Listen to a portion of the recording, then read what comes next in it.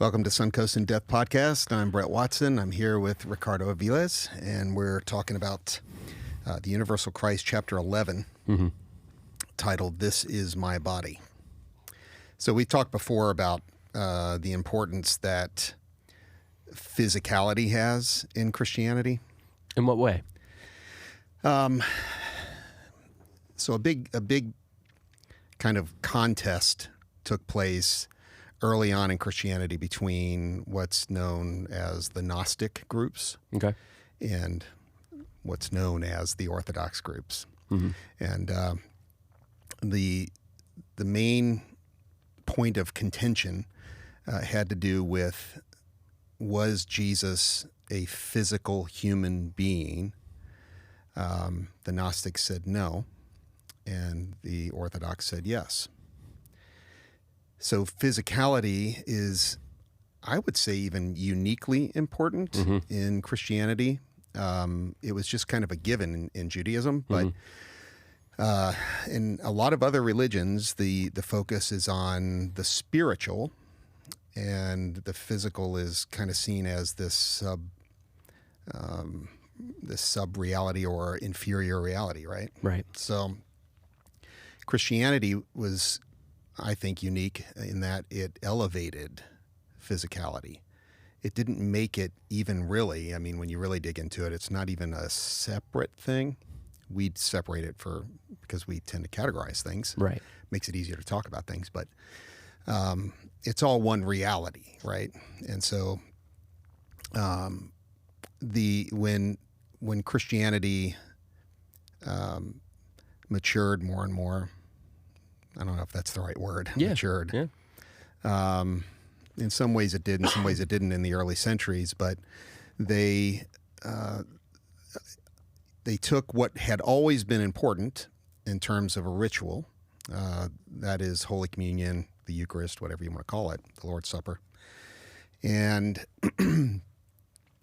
they really emphasized the physicality, right? Right. So this is, the question then is, why is that important, right?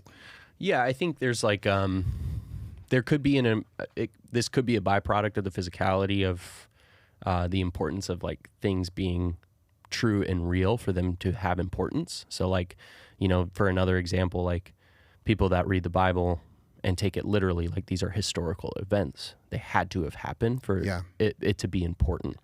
And I know kind of your theology and what I'm learning as well. Like, I think putting less importance on the historicity or the physicality of certain things doesn't make them that. I think that it doesn't make it any less important if it's not necessarily true, right? So like, unfortunately, we can debate all day on whether or not Jesus was an actual person, like a physical person or not. But the Spirit of Christ is real. And the Spirit of Christ is what has changed humanity in a very, very important and impactful way. And I don't think it lessens anything if he wasn't a physical human being. Now, I believe he was, and that's just my personal beliefs. But unfortunately, it's not anything we can physically prove. Like, that's the hard part about theology and history is like we can't just hop in a time machine and go back and confirm our beliefs. Right. So I think there is but that's the part of faith, right? Like, we just have to kind of do what we can with the information that we have and live our lives the best we can. But one of the things that was super interesting in this chapter was, because it was like a little bit of a learning lesson for me as far as how Catholicism works. And with the Eucharist, with the what we call communion, like there is this line of belief that when you partake of the bread, it literally converts into Christ's flesh in the body. Yeah. Did you know that? Yeah. Okay, I didn't know that. That's crazy. So in the Roman Catholic Church, that doctrine is specifically called transubstantiation. I think it was at the Council of Trent that became solidified. And that council was in reaction to the Reformation, because the Reformers were not saying that real presence meant that it turned into literal flesh and literal blood and as you ate it. Yeah. But that the real presence of Christ was with the elements of bread and wine. Right. Consubstantiation. So it became, kind of a food fight between them. Right. No pun intended. But and you'll notice that in this chapter, Rohr, as a Roman Catholic priest, doesn't ever mention transubstantiation. Mm-mm. He just mentions real presence. Yeah. So he does see it as important. He sees physicality as super important. Mm-hmm. So your example, or what I think you were trying to make analogous to what we're discussing here, is there's a lot of difference there. So when we look at the sacred myths or stories of the Bible, there are ways to read that literature, and pretty simple ways, really, to see if they were intended to be taken as literal history, or to be taken as myth, or to be taken as allegory, whatever. Do you think they put that much emphasis on No. No. I don't either. I don't think it was as important as it is to us today. No. And it didn't matter too much if the average person believed that those stories were historical. Mm-hmm. Because what is achieved through the stories is achieved whether they believe that or not, especially in that environment. It gets a little more complicated today because we've become so literal compared to people back then. Mm-hmm. The lines can't be as blurred for us anymore because of technology. Yeah. I can't give kind of like a totally symbolic kind of set of instructions on how to build a cell phone. Yeah. It has to be exact. The terms have to be very narrow in their sphere of meaning, and so on. Yeah. So literalism with the Industrial Revolution and then the technological revolution, information revolution, has become something really highly valued for our culture.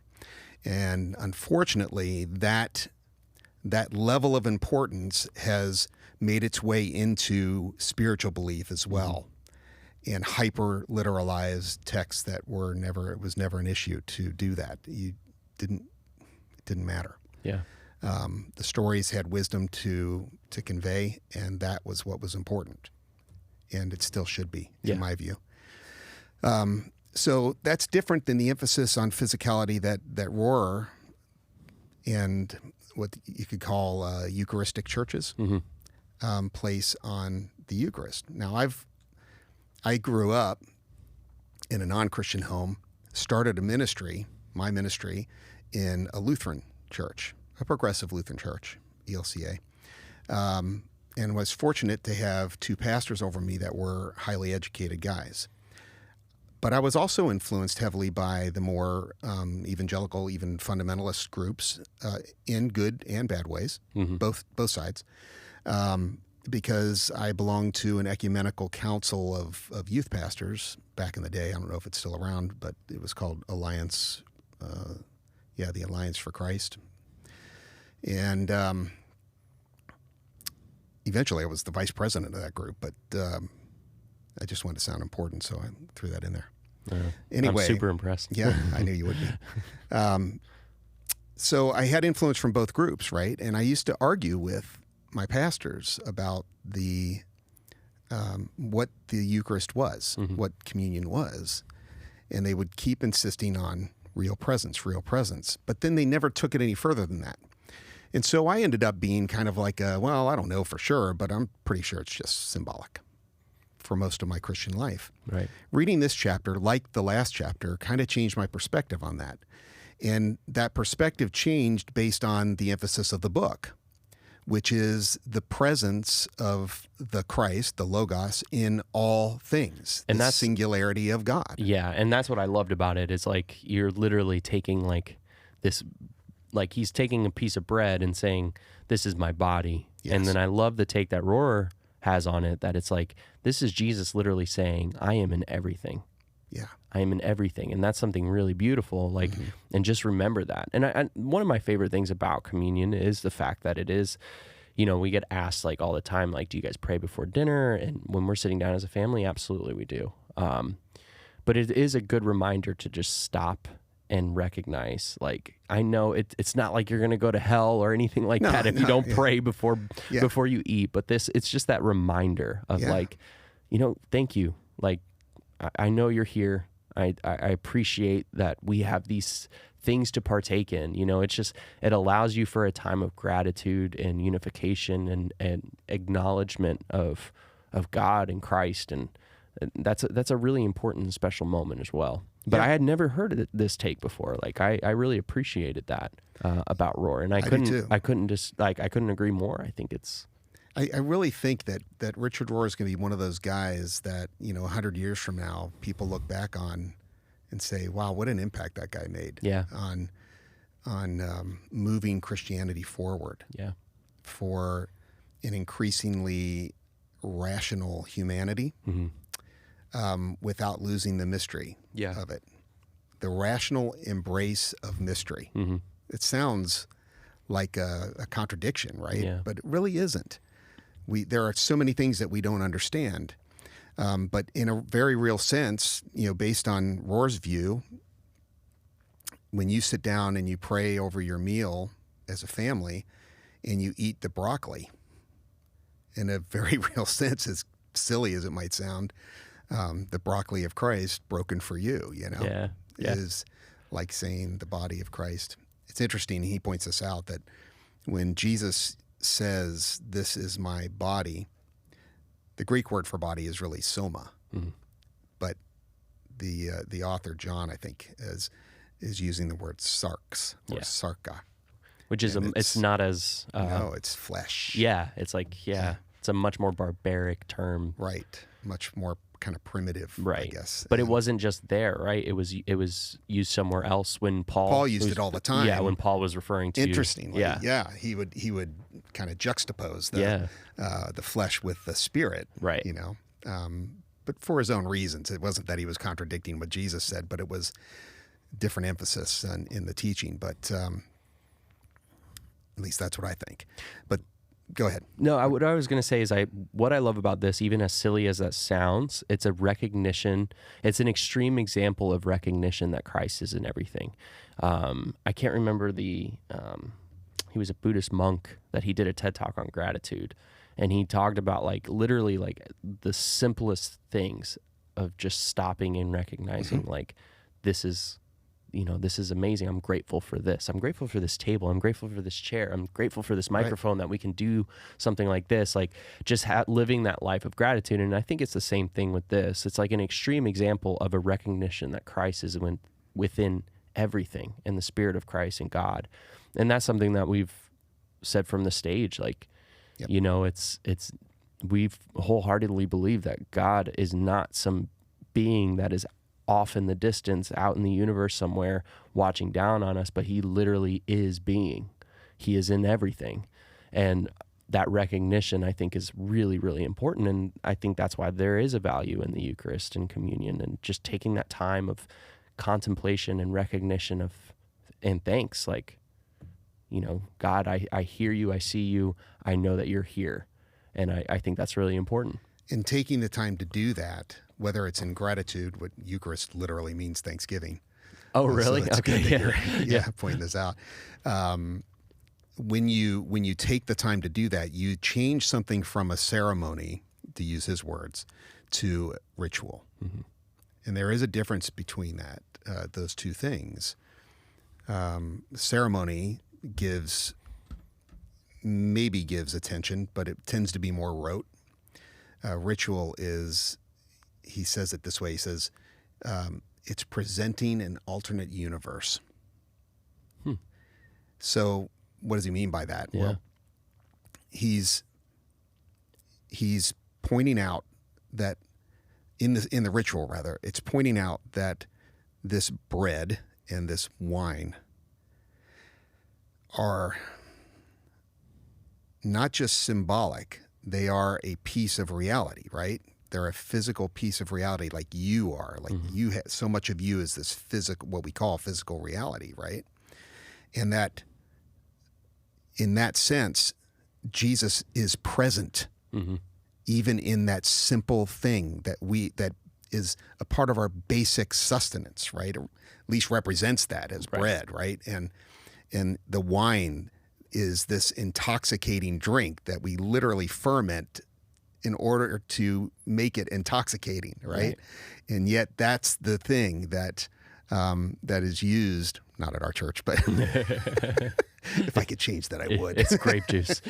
Maybe Larry will watch this and say, yeah, it should be wine. Anyway. And it's not just because I'm a traditionalist. It's just, well, I guess it is. Yeah. Anyway, so that physical substance is not only in union with Jesus, or the Christ, it's in union with me, right? Which is why we also call it communion, right? And he points out there are so many texts that so beautifully weave all this together, and Rohr does a great job. That's why I so recommend people read these books that so beautifully weave together this notion of union, which then leads to a different understanding of myself and my connectedness with you, with Stephen, with God, with my wife. I love how he uses the imagery of lovemaking to convey the level of intimacy that was meant to be communicated in these rituals. That level of presence, I guess, is to be more specific, right? When you make love to someone that you care about, there is a level of vulnerability that you have with one another. You are naked. You don't do that with everybody. Most of us don't.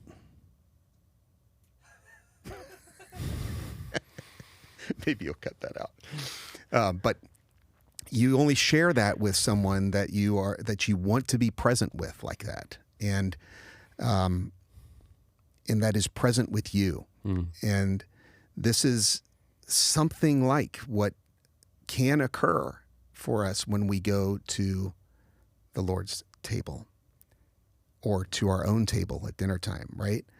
And I just think that as I try to employ the practices that he's prescribing in his books, I just find myself in a kind of euphoric moment more often. Yeah. And it just makes life that much more beautiful. Yeah, I think that's a really good litmus test for anything, right? And the thing I love about Rohr is that he doesn't throw the baby out with the bathwater. Because like communion for so many people, like especially progressive Christians, it's like, oh, well, why do we need to do that?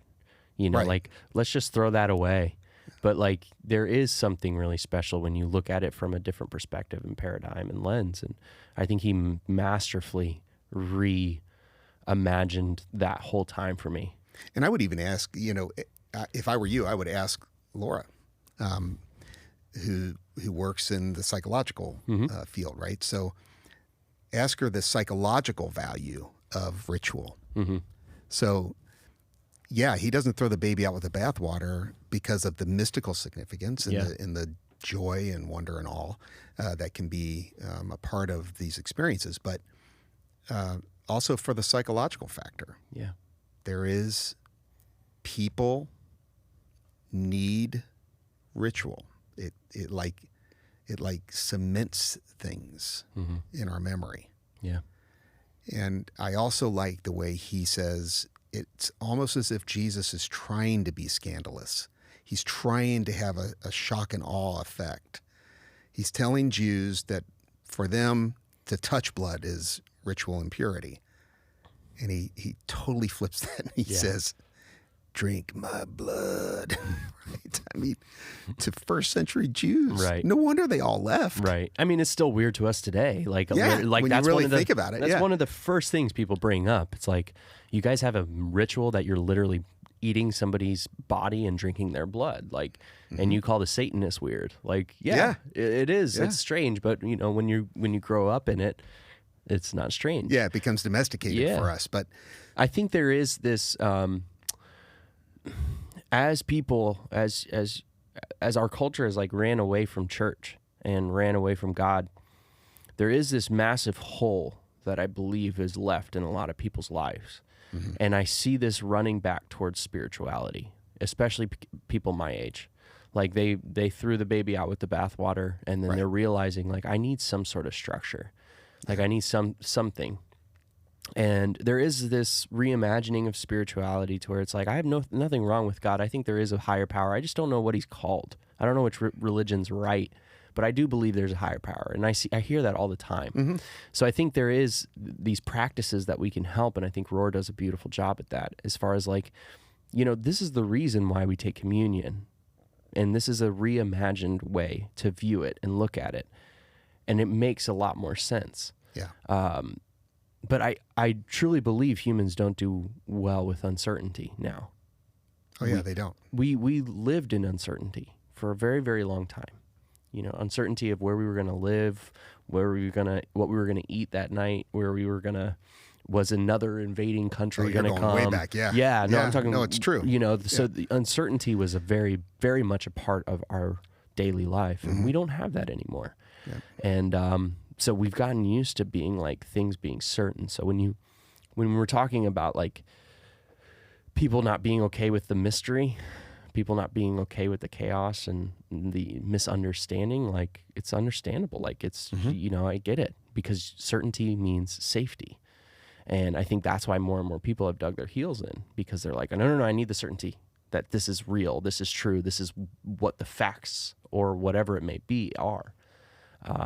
But I think that's just the progression of the human story. Like it will swing back and forth. It will. Yeah. I guess for those because I really hate the throwing the baby out with the bathwater. I don't mean that I hate it like I'm angry at those people for doing that. I hate it for their sake. Yeah. I see it so often, and I just see it as so unnecessary, right? And so I guess I would encourage them to remember that the things that they feared, we're saying it's uncertainty, and that's the focus, right? The things that they feared, though, growing up, they ceased. Their fear stopped when they just stepped towards it, right? Or embraced it. Yeah. I was scared to death to swim. My dad pushed me in. It wasn't that scary. I could actually stand where he pushed me in. So, but I was scared to death, right? Yeah. Not suggesting that that's a great way to teach a kid how to swim, but it worked. Yeah. Right? I faced that fear. I had to. When we deny our lack of certainty, that's guaranteed to keep you in fear of it. Yeah.